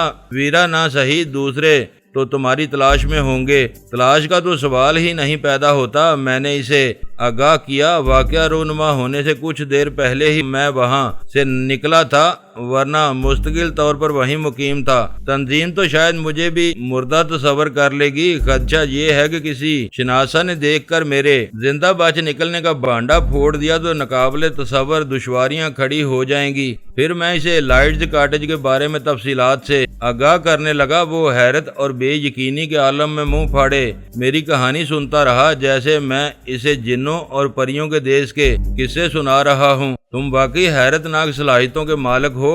میرے خاموش ہونے پر وہ تحسین امیز لہجے میں بولا، بدترین حالات میں بھی اپنے لیے کوئی نہ کوئی راہ نکال ہی لیتے ہو۔ میں نے محسوس کیا کہ حالات کتنے ہی ناموافق کیوں نہ ہوں، تم خود کو بے بس محسوس کرنے کے عادی نہیں ہو۔ تمہارا دماغ ہر وقت کام کرتا رہتا ہے۔ اس بار میرے دماغ سے کہیں زیادہ ویرا کی آزاد روی کام آئی ہے۔ کامیابی کی کلید یہ تھی کہ وہ مجھے پسند کرنے لگی، پھر مجھ سے مل بیٹھی۔ اگر وہ کام نہ آتی تو لائٹس کاٹیج میں چڑیا کا بچہ بھی پار نہیں مار سکتا، میں نے ہنستے ہوئے کہا۔ بات وہی ہے، وہ ضدی لہجے میں بولا۔ اس جیسی مکار عورت کو شیشے میں اتارنا تمہارا ہی کام تھا۔ چلو مان لیا کہ میں بہت تیس مار خواہ ہوں۔ تمہارے ماننے یا نہ ماننے سے واقعات کی اصلیت پر کوئی فرق نہیں پڑتا۔ تم نے ان سب کے درمیان رہتے ہوئے کمال ہوشیاری سے ایک طرف ڈی سوزا کو یقین دلایا کہ تم اس کے آدمی ہو، اور دوسری طرف انعام اور دورانی کے پیٹ میں اترنے میں کامیاب ہو گئے۔ ان میں محاذ آرائی کی صورتحال پیدا کرنا دل گردے کا کام تھا۔ تمہاری ناکامی کی صورت میں برقی بٹی تمہارا مقدر بھی بن سکتی تھی۔ انہیں گٹر لائن کی طرف متوجہ کر کے تم وہاں سے نکلنے میں تو کامیاب ہو گئے، مگر ویرا کو سنبھالنا اب بہت دشوار ہوگا۔ اس نے نہ صرف بھابھی کو قید کیا ہوا ہے بلکہ تمہیں بھی روپوش ہو جانے پر مجبور کر دیا ہے۔ میری تصاویر کے بارے میں کیا سوچا ہے تم نے؟ میں نے موضوع بدلنے کی نیت سے سوال کیا۔ رول سمیت ایک کیمرہ خریدنا ہوگا، گھر پر ہی تصاویر اتار کر کہیں سے پرنٹ بنوا لوں گا۔ پھاٹک بند تھا اور وہاں کوئی متنفس نظر نہیں آ رہا تھا۔ میں نے اس عالیشان مکان کے پھاٹک پر گاڑی روک کر چند سیکنڈ تک انتظار کیا، پھر ہارن بجانے کا ارادہ ہی کیا تھا کہ فضا میں ایک بھاری مردانہ آواز گونج اٹھی۔ کون ہے؟ سوال انگریزی میں کیا گیا تھا۔ آواز پھاٹک کی جانب سے آئی تھی، لیکن وہاں کوئی موجود نہیں تھا۔ تم کون ہو؟ سامنے آ کر بات کرو۔ میں نے اپنی سمت کی کھڑکی سے سر باہر نکال کر اضطراری لہجے میں کہا۔ میں سامنے نہیں آ سکتا، خشک لہجے میں جواب دیا گیا۔ ڈرو نہیں، میں کوئی بھوت نہیں، ایک زندہ مگر علیل آدمی ہوں۔ اپنے قدموں پر چل کر تمہاری پیشوائی کے لیے نہیں آ سکتا۔ میری آواز کنکریٹ کے ستون میں لگے ہوئے اسپیکر کے ذریعے تم تک پہنچ رہی ہے۔ تم جو کچھ کہو گے وہ مائکرو فون کے ذریعے مجھ تک پہنچ جائے گا۔ اس کی زبان سے علالت کا ذکر سنتے ہی میں سمجھ گیا کہ بولنے والا ہی میرا مطلوبہ شخص تھا۔ میں نے ٹھہرے ہوئے لہجے میں سوال کیا، کیا تمہارا ہی نام مارٹن ہے؟ میں جو بھی ہوں اس وقت اس گھر کا مالک ہوں، اور تم کہیں سے چل کر میرے دروازے پر آئے ہو۔ تمہیں یہ سوال زیب نہیں دیتا، اخلاقاً بھی پہلے تمہیں اپنا تعارف کرانا چاہیے تھا۔ بولنے والے کا لہجہ نرم اور شائستہ تھا، لیکن اس کی آواز میں کوئی ایسی بات موجود تھی جس کی بنا پر اسے خواہ مخواہ الٹا جواب دینے کو طبیعت چاہ رہی تھی۔ اخلاق کے اتنے ہی رسیا ہو تو اپنی چہیتی کو سنبھال کر رکھا ہوتا۔ میں نے قدرے تلخ لہجے میں کہا تھا۔ مجھے یقین تھا کہ میرے ان الفاظ پر وہ اکھڑ جائے گا، لیکن خلاف توقع اس کی آواز تحیر امیز تھی۔ تم کس کی بات کر رہے ہو؟ اجنبی مہمان؟ اسی کی جس سے دوستی نہ ہوئی ہوتی تو شاید تمہارے دروازے پر میری یوں توہین نہ ہوتی۔ پہیلیاں نہ بجواؤ، کھل کر بتاؤ تمہیں کس نے بھیجا ہے؟ سندر چہرہ، گوری رنگت اور نشیلے نینوں سے کون سا نام یاد آتا ہے تمہیں؟ بہت ضدی ہو، ہلکی سی ہنسی کے ساتھ آواز ابھری۔ سب کچھ بتا دو گے مگر نام نہیں بتاؤ گے، نہ اپنا اور نہ بھیجنے والے کا۔ خیر یوں ہی صحیح، بیمار اور تنہا آدمی ہو، میرا بھی کچھ وقت گزر جائے گا۔ ہاں تو کچھ اور نشانیاں بتاؤ۔ صحت اور جوانی کے دنوں میں تو ہر عورت پر تمہاری نشانیاں صادق آتی نظر آتی ہیں۔ مجھے یک بجا غصہ آ گیا۔ وہ خود کو بہت مکار اور باتونی سمجھ رہا تھا۔ تم اس خیال میں بھی نہ رہنا کہ میں کسی مسخرے کی طرح باہر کھڑا یوں ہی تمہارا دل بہلاتا رہوں گا۔ زبردستی دروازہ کھول کر یا پھاٹک توڑ کر ایک بیمار آدمی کے گھر میں گھسنا میرے لیے کوئی دشوار کام نہ ہوگا۔ سیدھی طرح راستہ نہ دیا تو نتائج کے ذمہ دار خود ہوگے، اور نتیجہ میرے لیے روح فرسا ہوگا۔ میرے بچے، وہ آواز تمسخر آمیز ہو گئی۔ برقی جھٹکے سے جھلسنے والی لاشیں اکثر ناقابل شناخت ہو جاتی ہیں، زبردستی کا انجام یہی ہوگا۔ میرا خون کھول اٹھا، وہ مجھے صریحاً دھمکی دے رہا تھا، لیکن اسی لمحے میری بہکی ہوئی ذہنی راہ راست پر آ گئی۔ میری زندگی خطرے میں تھی، دشمن کسی بھی وقت میری راہ پر لگ سکتے تھے اور مجھے ایک محفوظ ٹھکانے کی تلاش تھی جو فی الوقت اس عالیشان مکان کے علاوہ کہیں نہیں ہو سکتا تھا۔ اس کا مطلب ہے کہ تم بھی شعبدے باز ہو۔ میں چاہوں تو برقی تاروں پر کوئی داتی چیز اچھال کر انہیں آپس میں شارٹ کر کے تمہارے گھر میں برقی رو کی فراہمی کا سلسلہ منقطع کر سکتا ہوں، مگر میں ایسا نہیں کروں گا کیونکہ تمہاری چہیتی ویرا لائٹ ان دنوں مجھے خاصی عزیز ہے۔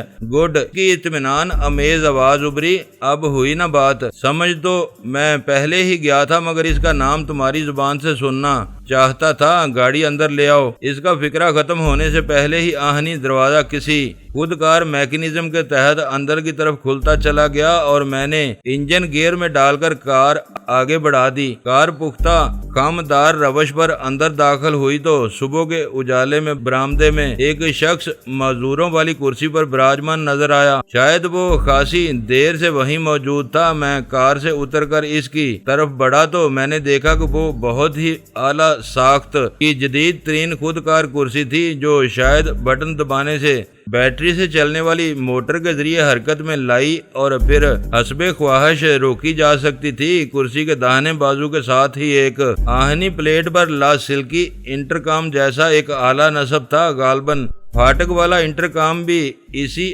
آلے سے منسلک تھا۔ خوش آمدید میرے مہمانوں۔ ہماری کار سے اترتے ہی اس نے خوش دلی کے ساتھ ہانک لگائی۔ میں نے غیر ارادی طور پر گردن گھما کر پیچھے دیکھا تو وہاں کوئی آدمی موجود نہ ہونے کے باوجود پھاٹک خود بخود بند ہو چکا تھا۔ میں برآمدے سے ذرا دور رک کر غور سے اس کا جائزہ لینے لگا۔ پہلی بات تو یہ تھی کہ اپنے خد و خال سے وہ مقامی ہی لگ رہا تھا۔ چہرے کی رنگت بھی کھلتی ہوئی گندمی سی تھی، جبکہ غیر ملکی لب و لہجے میں انگریزی بول کر وہ اب تک ہمیں معروب کرنے کی کوشش کرتا رہا تھا۔ دوسری بات یہ کہ اپنے چاروں ہاتھ پیروں اور صحت مند جسم کے ساتھ وہ کسی بھی طرح بیمار یا معذور نظر نہیں آ رہا تھا، لیکن اس کے باوجود معذوروں والی کرسی پر براجمان تھا، جس کا مطلب تھا کہ وہ کسی ایسے عارضے میں مبتلا تھا جس میں چلنے پھرنے کی ہلکی سی مشقت بھی اس کے لیے جان لیوا ثابت ہو سکتی تھی۔ کیا دیکھ رہے ہو؟ اس نے دلچسپی کے ساتھ میری تجسس امیز نظروں کا سامنا کرتے ہوئے اردو میں سوال کیا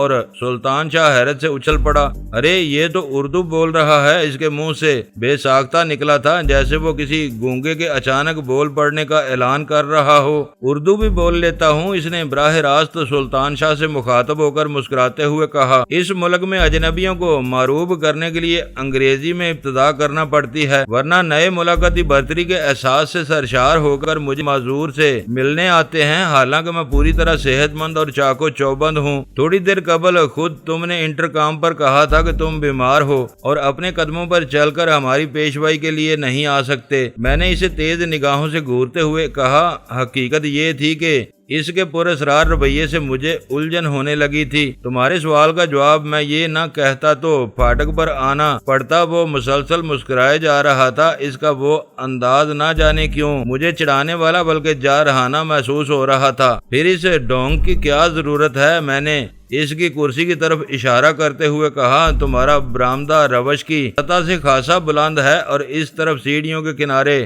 برآمدے کو روش سے ملانے والا پختہ ڈلوان فرش بھی نظر آ رہا ہے جو خاص طور پر تمہاری کرسی کے لیے بنایا گیا ہوگا۔ اس کا کیا جواز ہے؟ میری ذہنی اپیچ وہ فراخ دلانا کہہ کے ساتھ بولا، اب اندر بھی آؤ گے یا یہیں کھڑے جیرا کیے جاؤ گے؟ تھوڑی دیر قبل ویرا نے مجھے فون پر تمہاری اطلاع دی تھی۔ نام کیا ہے تمہارا؟ عجیب بات ہے کہ ویرا نے میرا نام نہیں بتایا تمہیں۔ ویسے یہ سلطان شاہ ہے، میرا دوست اور ساتھی۔ میں نے سیڑھیاں عبور کرتے ہوئے طنزیہ لہجے میں کہا، لڑکیوں سے ان کے آشناؤں کے نام نہیں پوچھے جاتے۔ وہ اپنی کرسی دروازے کی طرف بڑھاتے ہوئے داہنی آنکھ دبا کر بولا، اس سے میرا رشتہ بہت عجیب ہے۔ میں اس کے بارے میں بہت کم جانتا ہوں، کچھ ناگفتہ باتیں معلوم ہیں، مگر ان سے چشم پوشی اختیار کیے رہتا ہوں۔ وہ مجھے اپنی بیٹی کی طرح عزیز عزیز ہے۔ تمہاری بیٹی کہاں پائی جاتی ہے؟ میں نے مضحکانہ لہجے میں سوال کیا۔ بدقسمتی سے لا ولد ہوں، وہ ہم دونوں کے پیچھے اپنی کرسی شاندار کمرے میں لے جاتے ہوئے اداس لہجے میں بولا۔ اور بیوی؟ اس بار میں نے سنجیدگی کے ساتھ سوال کیا۔ شادی ہی نہیں کی، وہ مسمی آواز میں بولا۔ میری کھوپڑی سلگ اٹھی، وہ خبیث مسلسل ہمیں گھسنے پر تلا ہوا تھا۔ جب شادی نہیں کی تھی تو لا ولد یا عیالدار ہونے کا سوال ہی نہیں پیدا ہوتا تھا، لیکن اس نے یوں اپنے لا ولد ہونے کا ذکر کیا تھا جیسے اس بارے میں خود بھی مغموم ہو۔ بیٹھو بیٹھو، تم آدمی دلچسپ ہو، ذرا کچھ دیر گپ شپ رہے گی؟ وہ داخلی دروازہ بند کرتے ہوئے کہہ رہا تھا۔ ہاں، میں نے خوش دلی کے ساتھ کہا، اپنی ذات سے اتنے مایوس ہو کر کسی بچے والی سے شادی کر لی ہوتی، کم از کم لا ولد رہنے کا کلک تو نہ رہتا تم کو۔ دوسروں کے بچے پالنے سے نفرت ہے مجھے، وہ ہونٹ سکوڑ کر بولا۔ پھر میں نے اپنی ذات، میں نے درمیان ہی سے اس کا فکرہ اچک لیا۔ ہوشیاری سے کام لیتے تو بہتر بندوبست بھی کر سکتے تھے۔ شادی کے 2-4 ماہ بعد باپ بن جاتے اور ولدیت کے خالی خانے میں اپنا نام ٹھونک دیتے، نہ کسی کو اعتراض ہوتا، نہ دوسروں کے بچے پالنے کا تانا سننا پڑتا۔ بس وہ اپنی کرسی کے بائیں ہتھے پر زور سے ہاتھ مار کر گرایا۔ تم میری چھت کے نیچے میرا مضحکہ نہیں اڑا سکتے۔ میرا دل باغ باغ ہو گیا۔ آخر کار میں بھی اس کا خون سلگانے میں کامیاب ہو گیا تھا۔ پھر چلو کھلے آسمان کے نیچے چلتے ہیں، میں نے سنجیدگی کے ساتھ کہا۔ میں تو اسی لیے باہر کھڑا ہوا تھا کہ اپنی چھت کے نیچے تو کوئی چمار بھی اپنی بے عزتی برداشت نہیں کر سکتا۔ تم زبردستی اندر لے آئے۔ تمہیں تمیز نہیں ہے کہ میزبان کے ساتھ کس طرح پیش آیا جاتا ہے۔ کا پارا چڑھ گیا تھا اور ساری بزلہ سنجی چشمے زدن میں کافور ہو گئی تھی۔ ویرا نے بتایا تھا کہ تم اسے کسی باپ کی طرح چاہتے ہو۔ میں بھی خود کو تمہارا داماد سمجھتے ہوئے یہاں آیا تھا، مگر تم پہل کر بیٹھے اور اب آنکھیں دکھا رہے ہو۔ میں نے لہجہ بھر میں ایک فیصلہ کرتے ہوئے سوچے سمجھے انداز میں کہنا شروع کیا۔ مجھے یہاں پناہ ملے یا نہ ملے، لیکن تم میری زبان پر پابندی عائد نہیں کر سکتے۔ میں کوئی اور ٹھکانہ تلاش کر لوں گا جہاں محاذ آرائی کا خدشہ نہ ہو۔ یہ کہتے ہوئے میں نے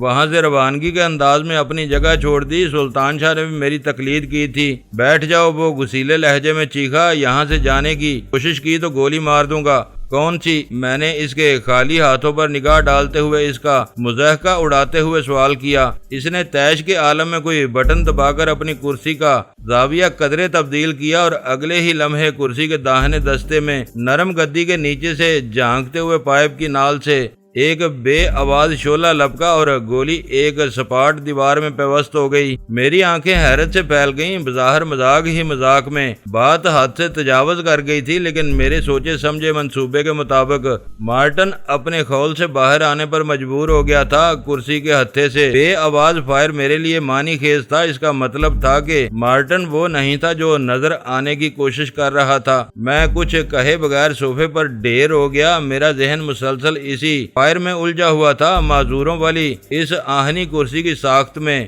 دانستہ طور پر موٹے گیج کا پائپ استعمال کیا گیا تھا تاکہ ہر ہتھے کے نیچے پوشیدہ مخصوص ساخت کے بے آواز پستول کی بیرل بآسانی چھپائی جا سکے۔ بادی النظر میں تو امکان ہی نہیں تھا۔ اور سے دیکھنے پر بھی شبہ تک نہیں ہوتا تھا کہ لوہے کے سیدھے اور مڑے ہوئے پائپوں کے اس ڈھانچے میں ہتھیار بھی پوشیدہ ہوں گے۔ مجھے پورا یقین تھا کہ کم از کم بائیں ہتھے میں بھی اس قسم کا ہتھیار پوشیدہ تھا۔ ڈر گئے نا؟ مارٹن اچانک مشینی انداز میں زور زور سے ہنسنے لگا۔ کیسی شاندار ترکیب ہے، تم کو معروب کیا ہے۔ میں لوگوں کو متحیر اور خوفزدہ کر کے عجیب سی خوشی محسوس کرتا ہوں۔ اس نے کمرے میں چھایا ہوا سکوت توڑ دیا۔ بے اختیار میرے ذہن میں وان اوپ سے حاصل کیا ہوا وہ ایکسپلوڈر رینج آیا جو اس وقت ویرا کی تحویل میں تھا۔ شعبدے مجھے بھی پسند ہیں۔ مارٹن کی ہنسی رک جانے پر میں نے خشک لہجے میں کہا، اور مجھے اعتراف ہے کہ تم ایک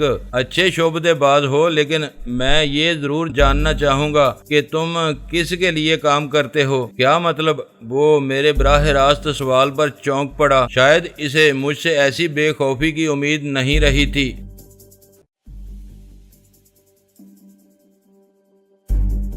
دوستو ویڈیو کو لائک ضرور کر دیا کریں۔ ISI پاک آرمی زندہ باد، پاکستان پائندہ باد۔ معزز ناظرین، اپنا خیال رکھیے گا اور اپنے اس چینل کا بھی شکریہ۔